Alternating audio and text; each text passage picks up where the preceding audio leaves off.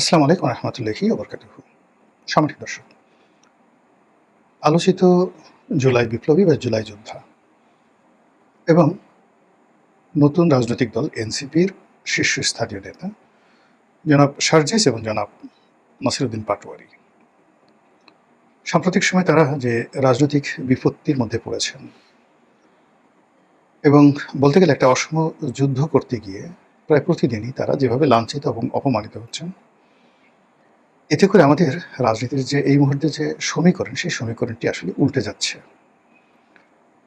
মূল ব্যাপার হলো যখনই আপনি কাউকে তুচ্ছ-তাচ্ছিল্য করবেন, ওটা যাকে আপনি তুচ্ছ-তাচ্ছিল্য করবেন তার জন্য একটা আশীর্বাদ হিসেবে দেখা দেয়। ফলে এখন সার্জিসকে এবং নাসিরুদ্দিন পাটোয়ারিকে যেভাবে পিটুনি দেওয়া হচ্ছে, আহত করা হচ্ছে, এতে করে তারা তাদের স্ব অবস্থানে আরও বড় হয়ে যাবে। শুধু আমাদের দেশে না, পৃথিবীর যে কোনো দেশে যখনই কাউকে খুব বেশি নির্যাতন করা হয়, জুলুম, অত্যাচার করা হয় কার উপর, কিংবা কাউকে মূল ট্র্যাকের বাইরে রাখার জন্য প্রাণান্ত চেষ্টা করা হয়, সেই মানুষটি সেখান থেকে বের হয়ে আসলে নেতা হয়ে যান। সেই প্রাচীন জমানাতে দাস বিদ্রোহ, প্রথম রোমানদের মধ্যে যে দাস বিদ্রোহ হয়েছিল, সেই বিদ্রোহের নেতা যেভাবে তৈরি হয়েছিলেন, একইভাবে চে গুয়েভারা, তারপর Ellis Vladimir Lenin, Fidel Castro, আমাদের বাংলাদেশে বঙ্গবন্ধু শেখ মুজিবুর রহমান এবং ভারতে মহাত্মা গান্ধী, এই নেতাগুলো কিন্তু তুচ্ছ এবং তাচ্ছিল্য যারা করেছেন তাদেরকে তাদের মুখের উপরে মানে একটা ঐতিহাসিক জবাব দিয়ে তারা জাতির ভাগ্য বিধাতা বনে গিয়েছেন। এখনকার দৃষ্টিতে, আজকের দৃষ্টিতে যদি আপনি দেখেন, নাসিরুদ্দিন পাটোয়ারি কিংবা সার্জিস, এই দুজনের বৈশিষ্ট্য কী? সার্জিস ছোটোখাটো একজন মানুষ, নাসিরুদ্দিন পাটোয়ারি একটু উঁচু লম্বা আছে। দুজনেই গ্রামের মধ্যবিত্ত বা নিম্ন মধ্যবিত্ত পরিবার থেকে এসেছেন। আর কর্মজীবনে মানে এই জুলাই আগস্ট বিপ্লবের আগে তাদেরকে আমরা ওইভাবে চিনতাম না।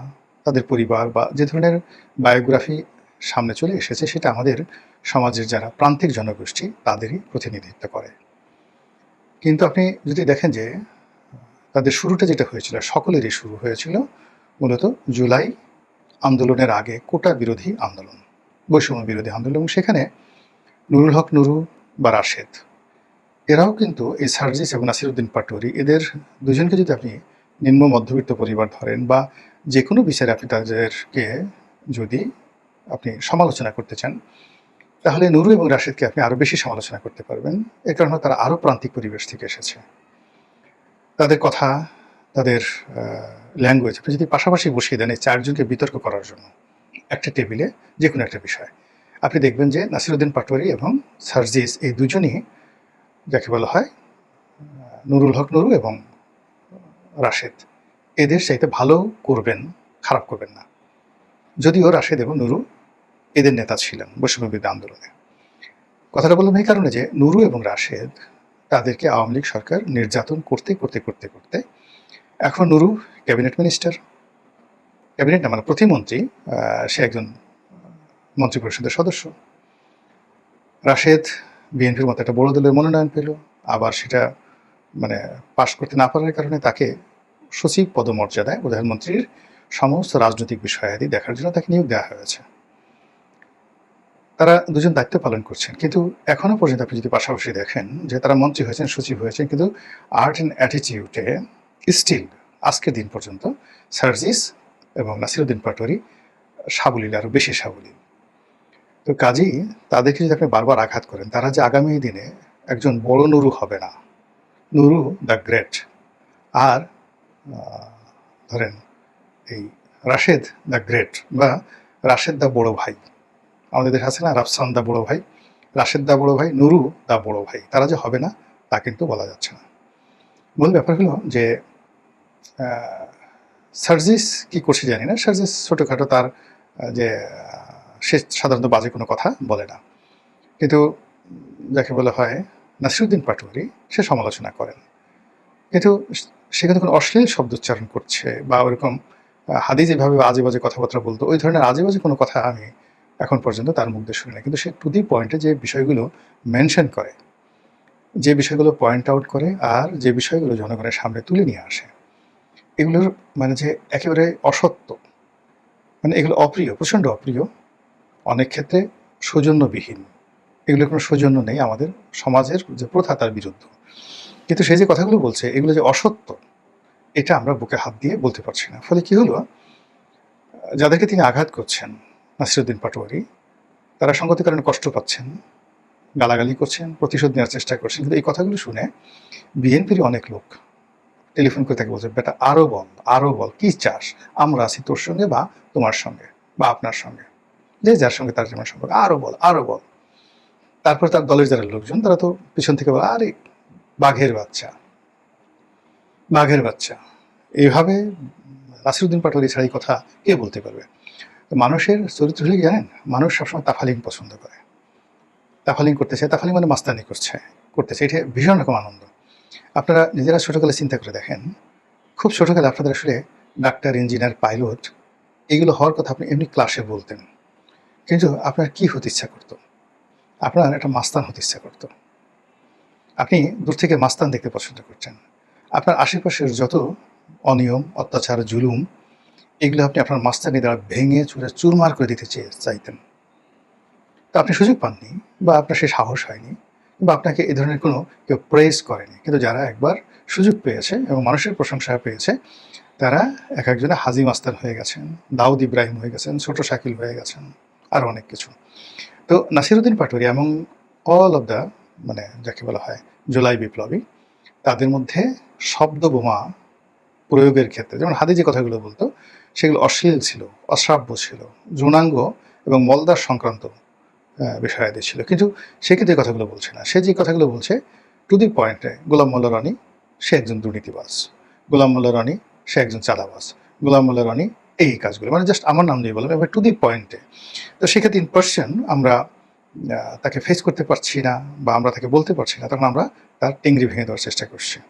তো এরকম ঘটনাগুলো সে ঘটিয়ে যাচ্ছে, এবং তার প্রেক্ষিতে এখন এই জুলাই মাসে এসে তিনি এবং তার সাথে তার সহযোগী সার্জিস, এই দুইজনকে যেভাবে বিএনপির যারা লোকজন আছে তারা টার্গেট করছেন, তাতে করে পুরো রাজনীতির যে জল এটা গোলা হয়ে গেছে।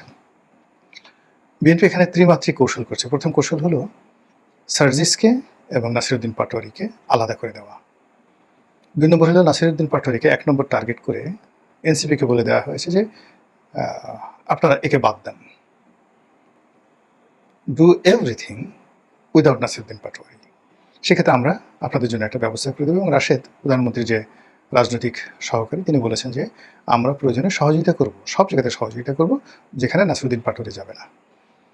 এটা এক ধরনের যাকে বলা হয় মানে এমন প্রস্তাব যে ভাই আপনি বিয়েটা করাই দেন, আপনি বসের ঘরে যেতে খুব লজ্জা পাচ্ছেন, ওটা আমি সেরে দেবো আর কি। রাজনীতিতে আসলে প্রতিপক্ষের সুবিধা নিয়ে, দয়া নিয়ে, করুণা নিয়ে কখনোই কেউ রাজনীতি করতে পারে না, সাইন করতে পারে না। রাজনীতিতে কখনো তেলবাজি করে, দালালি করে, জুতো চেটে, পা চেটে একটা সার্টেন লিমিট পর্যন্ত সাস্টেইন করা যায়, মানে থাকা যায়, কিন্তু সাস্টেইন করা যায় না, সার্ভাইভ করা যায় না। এটা জাস্ট লাইক চা পানি খাওয়ার মতো, কিন্তু মূল ডিশ না। রাজনীতিতে টিকতে হলে লড়াই করে, সংগ্রাম করে করতে হবে। এবং নেতা হতে হলে, নেতা আসলে ফকির মিসকিনের মধ্যে থেকে কখনো নেতা হয় না। নেতাকে অর্থনৈতিকভাবে সবল হতে হবে, সচ্ছল হতে হবে, অন্য সবার সাথে শিক্ষিত হতে হবে, মার্জিত হতে হবে, সবার চেয়ে সাহস বেশি থাকতে হবে। তো সেই ক্ষেত্রে আমাদের রাজনীতির একটা অকাল। অকাল হলো আপনি নাসিরুদ্দিন পাটোয়ারি বলেন, সার্জিস বলেন, তারপরে অন্যান্য যারা বলেন, তারপর তাদের প্রতিপক্ষ যে সমস্ত লোকজন কথাবার্তা বলছে ঠিক সেম এজের, তাদের সঙ্গে যদি আগের জেনারেশন, জাস্ট ১ থেকে ২ জেনারেশন আগের আপনি ১০০ জন রাজনীতিবিদ দেখেন, যেমন আপনি নাজিমউদ্দিন আলমের কথা বলেন, বিএনপি নেতা নাজিমউদ্দিন আলম, বা ফজলুল হক মিলন, আরো বড় নেতার যাওয়ার দরকার নাই। তো এই নাজিমউদ্দিন আলম বা ফজলুল হক মিলন, এই দুজন লোক বসে থাকবে, আর এনসিপির এরকম ১০০০ ছেলে মেয়ে বসে থাকবে ফেয়ার জায়গাতে। এদের সামনে ৫ মিনিট কথা বলার মতো অবস্থা এখনো এনসিপির কারো হয়নি। তো কাজে এনসিপি ঠিক সেই যোগ্যতাটা অর্জন না করে তারা যে কাজটি করার চেষ্টা করেছে সেটা হলো তাফালিং, কত দ্রুত সেই মানুষকে আকৃষ্ট করা যায়। আর আকৃষ্ট করার জন্য অনেক কাজ আছে। আপনি যদি লুঙ্গি উঠিয়ে আপনার পুটু মেয়েকে দেখায় দেন, লোকজন আপনি মুহূর্তের মধ্যে ভাইরাল হয়ে যাবেন। আপনি যদি এই ৪-৫০০ লোক খেতে বসছে, সেখানে বসে মোটামুটি একটু বায়ু ত্যাগ করেন, সঙ্গে সঙ্গে আপনি ভাইরাল হয়ে যাবেন।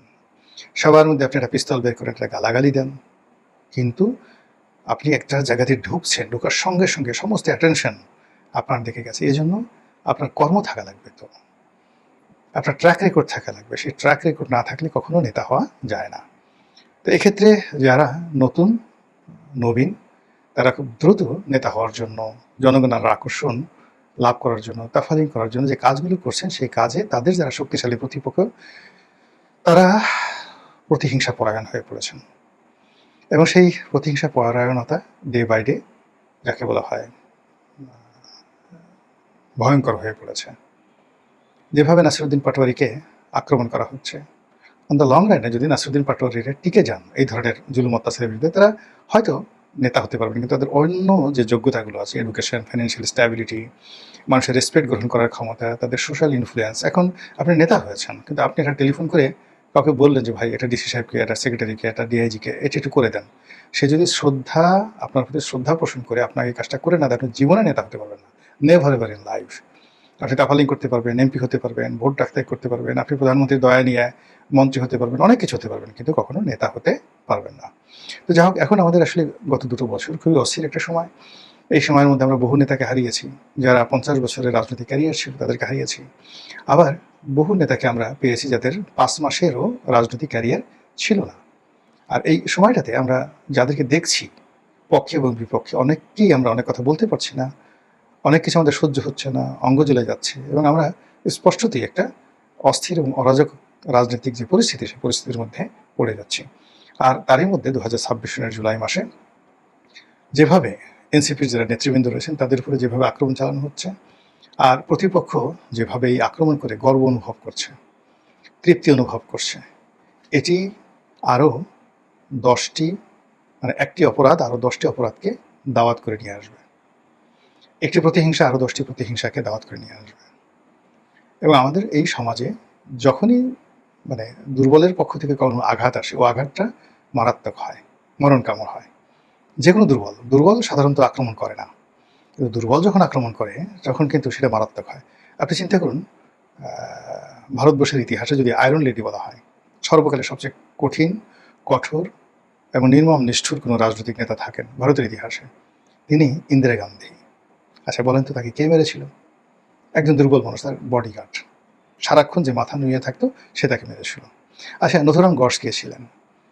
মহাত্মা গান্ধীকে যিনি গুলি করেছিলেন, তিনি একজন বিপ্লবী ছিলেন, কিন্তু তিনি বহু কাল ধরে, বহু বছর ধরে মহাত্মা গান্ধীর আশ্রমে যেতেন, বসে থাকতেন, দিনের পর দিন তার বক্তব্য শুনতেন, এবং তার একান্ত ভক্ত লোক ছিলেন, দুর্বল একজন মানুষ।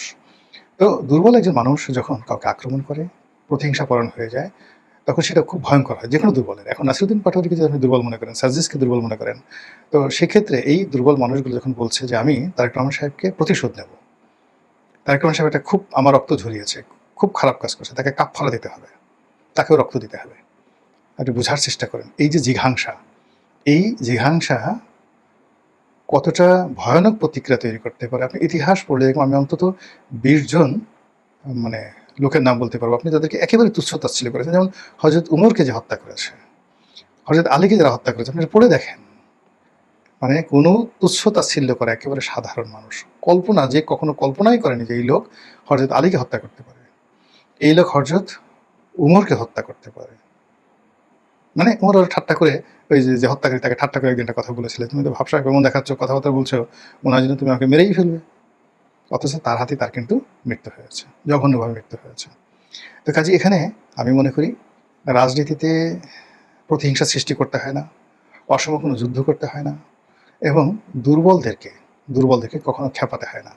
শেখ হাসিনা যাদেরকে খেপিয়েছিলেন, বৈষম্য বিরোধী আন্দোলনের নেতৃবৃন্দ, তখনও পর্যন্ত তারা তাকে আম্মা ডাকতেন, বঙ্গবন্ধুকে জাতির পিতা বলতেন, বঙ্গবন্ধুর বাংলায় অনাচার হবে না ইত্যাদি স্লোগান দিতেন। আর শেখ হাসিনা বারবার শুধু তাদেরকে তুচ্ছ এবং তাচ্ছিল্য করেছেন। আর সেই তুচ্ছ তাচ্ছিল্যের পরিণামটা কী হয়েছে, নিঃসন্দেহে আমরা সবাই খুব ভালো করে জানি। আশা করি বর্তমান সরকার অনুরোধ, কোনো অবস্থাতেই কাউকে তুচ্ছ এবং তাচ্ছিল্য করবেন না। মহান আল্লাহ আমাদের সবাইকে হেদায়েত দান করুন এবং হেফাজত করুন। আসসালামু আলাইকুম ওয়া রাহমাতুল্লাহি ওয়া বারাকাতুহু।